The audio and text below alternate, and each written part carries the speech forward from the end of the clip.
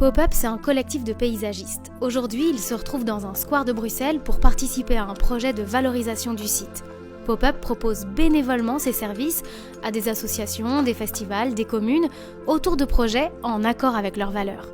Ça veut dire qu'on refuse de temps en temps des projets qui pourraient être intéressants, mais à savoir d'où vient l'argent et quel est le vrai but. Si c'est du greenwashing ou si c'est juste pour donner une belle image, on n'y va pas.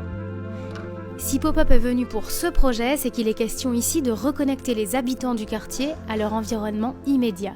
Et ça, forcément, ça passe par le paysage.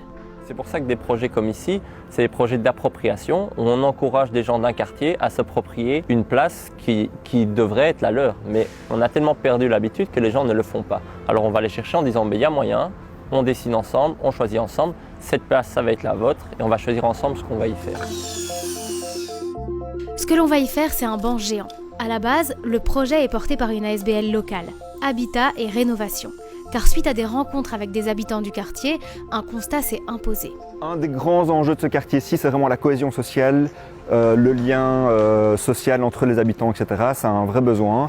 Ce qu'on essaye de mettre en place ici maintenant, c'est de construire un très grand banc avec une très grande table pour que ça puisse générer de la cohésion sociale et que les habitants puissent se rencontrer. Donc on part de palettes et on démonte tout ça et puis on le construit nous-mêmes.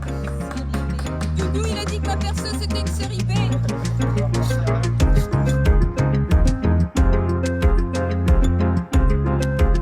Ça c'est le petit cabanon à vélo qui peut être déplacé s'il faut. Derrière il y a la maison. Ce soir, c'est réunion de travail sur de nouveaux projets car le collectif a notamment été sollicité pour la création d'un potager urbain. Au centre des discussions, la charte éthique. Transparence avec les demandeurs, ne pas faire de concurrence à un autre architecte paysagiste et d'autres facteurs liés au territoire en lui-même. De la gestion des eaux pluviales, des plantes indigènes, une recherche vraiment sur les jardins de demain, voire même des jardins laboratoires. Ici, on pense que la meilleure intervention du paysagiste est celle qui ne se voit pas. On pense aussi qu'aménager, ce n'est pas forcément planter et que la nature n'est pas là juste pour être admirée.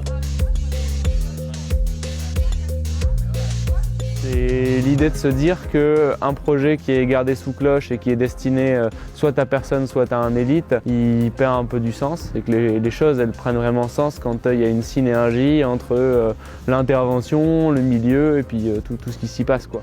Ce soir, il est enfin question du jardin que le collectif a créé pour 3 familles de la région namuroise. Des familles qui ont tout un jeune en situation de handicap.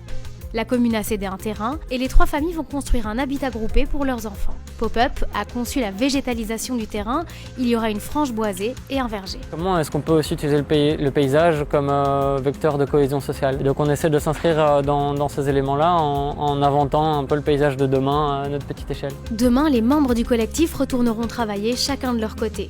Plus tard, ils se retrouveront à nouveau sur un projet commun pour le plaisir de travailler ensemble, mais aussi pour l'espoir de devenir à leur petite échelle des acteurs de changement.